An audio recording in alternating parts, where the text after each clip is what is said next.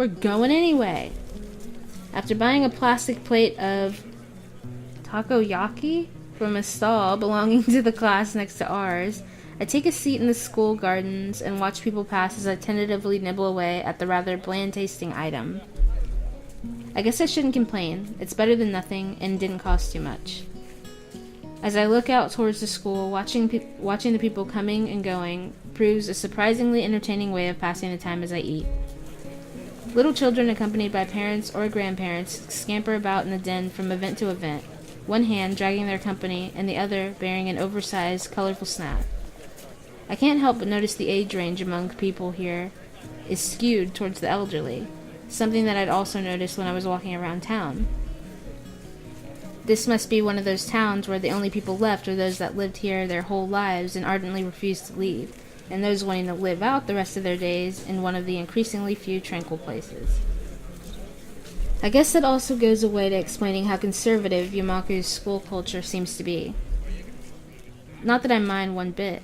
I kind of like how calm Yamaku and its surroundings are. The heat, though, is another matter entirely. Sitting in one place for so long has focused my mind on how annoyingly humid it's getting, now that the hottest part of the day is here. I'd better get moving if... Gah. The sound of the carillon bells... Or is that the right word? I've never seen that word, so... Carillon bells takes me completely by surprise as I stand up. A reaction shared by a few of the people strolling around as well. The PA system crackles to life after the tolling bells end.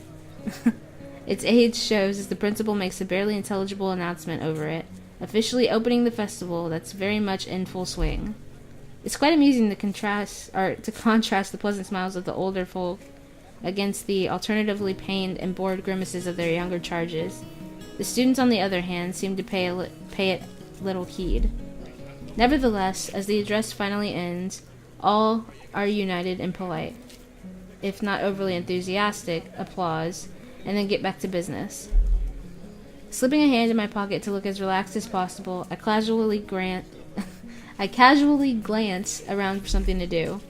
It's somewhat difficult to see very far with all the people around. I decide to fall back on a tried and trusted rule. Go where everyone else seems to be gathering. Right now, that's the school courtyard and surroundings. Throwing the used plate into a trash can. Oh my gosh, we actually heard them do that. Okay. I make my way towards the school building. Seeing the number of stalls around the perimeter of the school building surprises me. Quite a few of the classes must have opted to have multiple stalls. In deciding which to visit first, I catch sight of a familiar banner with a blue pattern border and red text. Lily's stall is as good a place to start as any. I'm curious as to how it's going. After all of the work... Sorry, I was covering my face. After all of the work she and her class have been doing for it.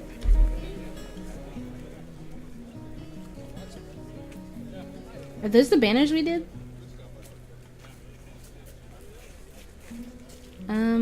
I don't know. Okay. Stepping up to it, I begin to see why the class took so long to organize everything. Easily twice as wide as many of the other stalls, and with equipment for cooking strewn everywhere. It's closer to an outdoor restaurant than a festival event. As a student in front of me takes a bowl of noodles and leaves, I walk up to the counter. The girl behind it seems quite exasperated and asks me to wait for a moment before she disappears underneath the counter. Seizing the moment, I take a quick glance around.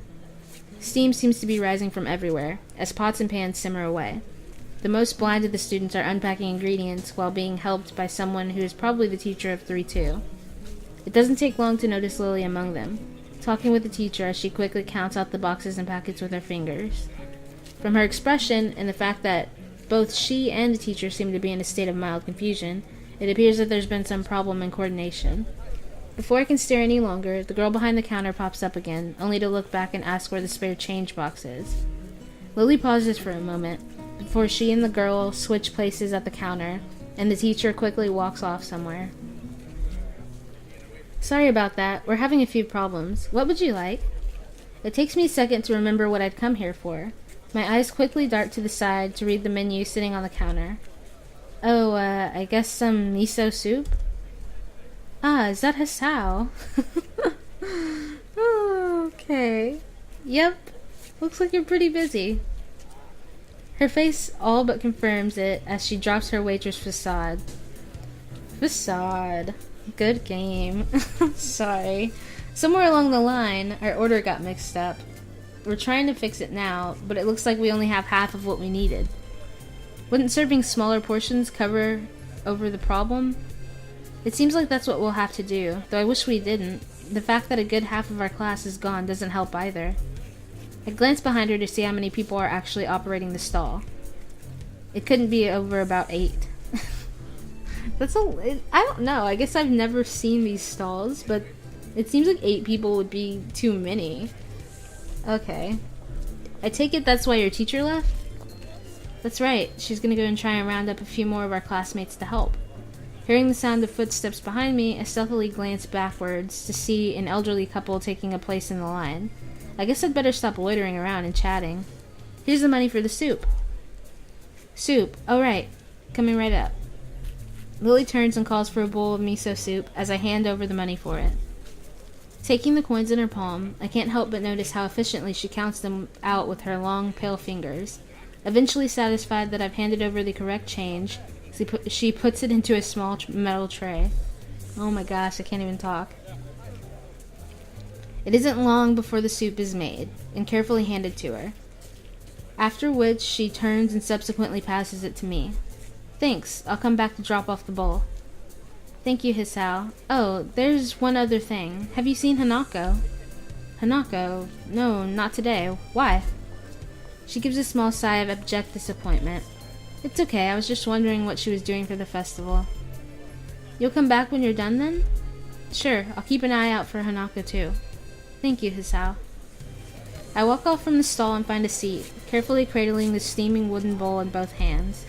Oh my gosh, that would be so cool. I'm sorry. Like, I've never even seen a wooden bowl. I don't think I have. Like, on TV, yes. But I've never, like, seen one in person or used one, so... I don't know. I get, like, really intrigued by the smallest of things. Okay, let's just keep going. Compared to the dumplings from before, this is quite nice. A little cool compared to what it probably should be. Perhaps, but the flavor is enough to cover for that reasonably well. As I drink, I can't help but feel somewhat guilty for not being as involved in the festival as the others. It can't really be helped, considering I was dropped into the school only a week ago, but it still weighs heavily on my mind. That and the fact that few students don't really seem to be enjoying the festival as much as the visitors. Eventually I finish my bowl and leave for the stall to drop it off. Considering that there seems to be no line at all, I take my time walking up. It seems the teacher's mission paid off. There are now over a dozen students helping, and much of the unpacking has been done. Despite most of them seeming quite relaxed as they work, Lily still appears to be somewhat stressed. Lily doesn't look impressed at all, and I can't really blame her. On top of her issues with her stall, she seems to still be worried about Hanako. I can't really help her with the former, so I guess the only way I can help is by trying to take her mind off our shy mutual friend. Placing the bowl back on the counter, I call out to Lily. Hey Lily, don't worry about Hanako. I'll go find her and hang out with her, okay? I can see Lily's relief plainly written across her face. Thanks, Hisao, and if you see anyone from my class, can you tell them to come back here, please? Will do. Have a good one and make sure you take a break, okay? I will if I can. See you later, Hisao. I leave Lily in the stall and head out in search of Hanako. In a way, I feel bad for leaving her with the crowds, but even though she was clearly under pressure, I can't help but think that she's enjoying herself. The halls are packed with swaying crowds meandering throughout the festival. If there's one thing I know about Hanako, it's that she's not going to be anywhere near this. And with the students showing their friends and family their dorms, I doubt she'll be there either. Following blind intuition, I move against the grain of the crowd. Thankfully, this crowd seems to be slightly less festive than your usual festival crowd. Oh, okay. I was like, what? I assume this is out of consideration for the student body. As I force my way through the masses, it doesn't take long for them to thin down into nothingness. Thank goodness. It was so irritating in my ears. This is not surprising, since I'm standing before the library. Even the most eager of students don't bother to show anyone this section of the school. As I enter the library, the noise of the festival fades into a dull background noise, and soon I'm in the reading area at the rear of the room. behind one of the partition desks. Partition, please. I see the top of a head with straight dark hair catching my eye. Hey, Hanako, I had a feeling I'd find you here. The head jumps a little in shock before slowly peeping over the partition. Hisao?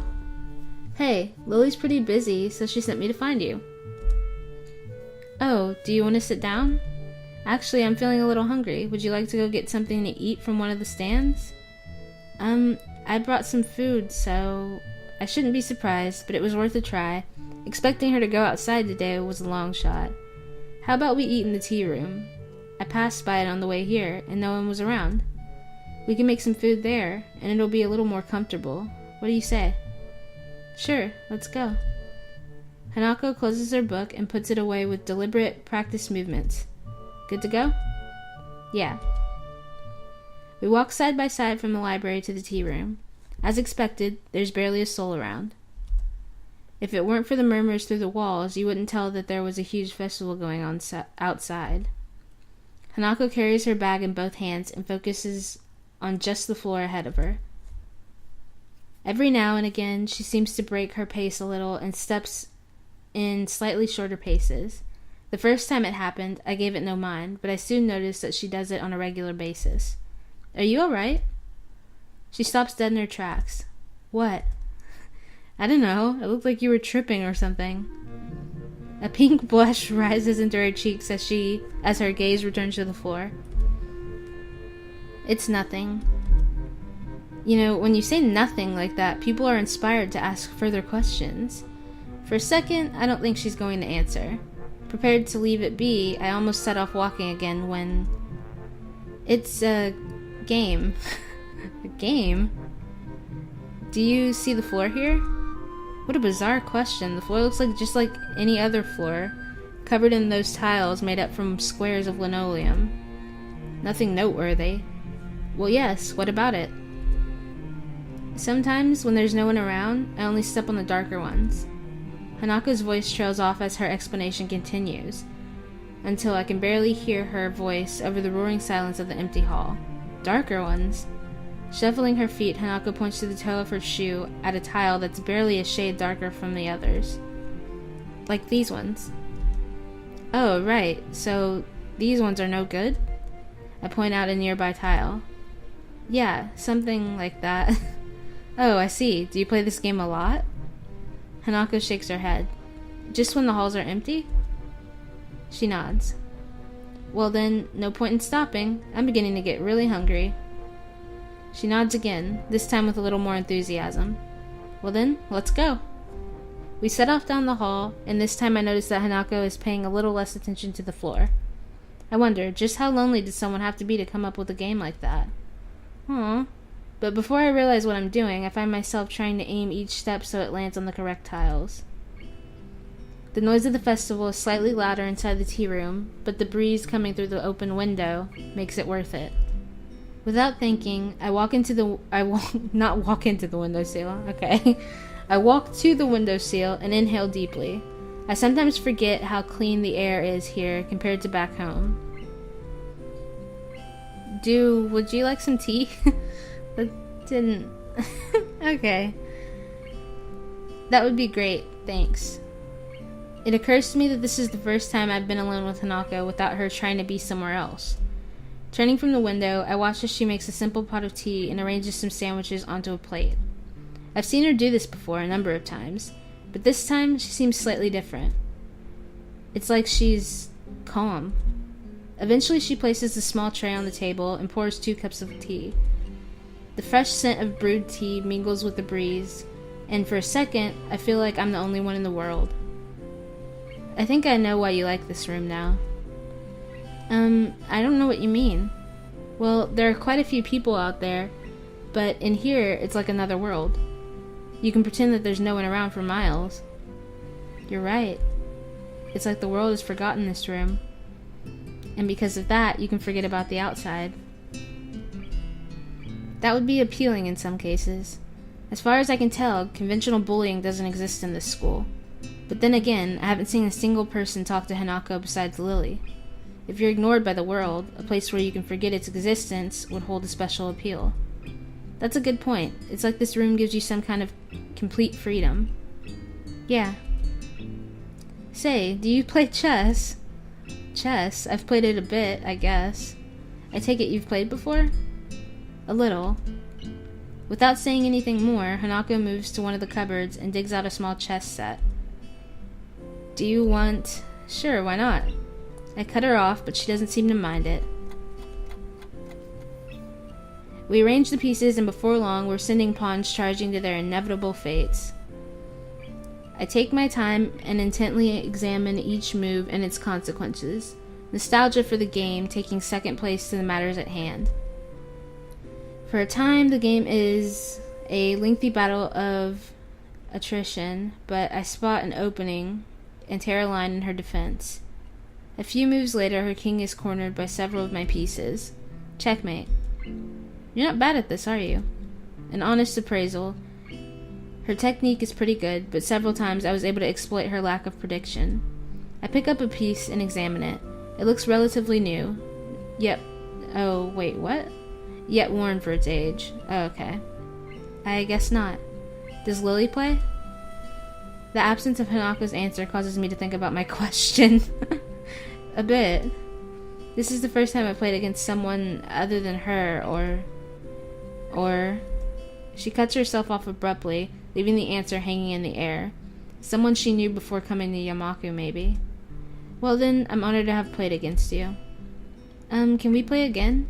She asks as if she were asking me to cut off my own hands. Oh, okay. The spirit of competition's gotten into her. Sure. Though don't expect me to go easy on you this time. Not that I was before, mind. She seems to appreciate the competitive tone. Same here. As we're setting up the pieces, there's a noise at the door. Yay! Good afternoon. Lily! Oh, hey there, Lily. Are you finished? You both are here? Wonderful. At any rate, our teacher managed to round up some extra help, so I was able to leave. Have you been here since you left? Pretty much. We've just been playing a bit of chess. Would you like a cup of tea? Actually, I think it might be a good idea if we go outside for a little while.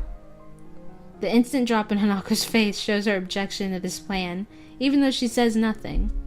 I feel strangely compelled to voice what is plainly in view of her on her face, but Lily can't see. I kind of think that we should just stay here. Really? It's so crowded here that I was thinking we should leave the school and head for the local tea house. You mean the Shanghai? Of course, with everyone at the festival, it should be practically empty. Tea house? Oh, that's right. You probably don't know of it. There's a tea house not far from here, which we go to every so often. Sounds like a plan. Hanako, what do you think? Hanako jumps a little at being forced into the conversation, but at least she seems less distraught than before. If it's the Shanghai, I think it'll be nice. Well then, it's settled. Let's be on our way. Hanako and I rise from the table in our preempted chess game. Before I can do anything, Hanako has poured the pieces into a small container and placed the board away. Looks like we're ready now. Please lead on. Hanako moves to Lily's side, and we venture onto the school's corridors. Oh, this makes no sense to me.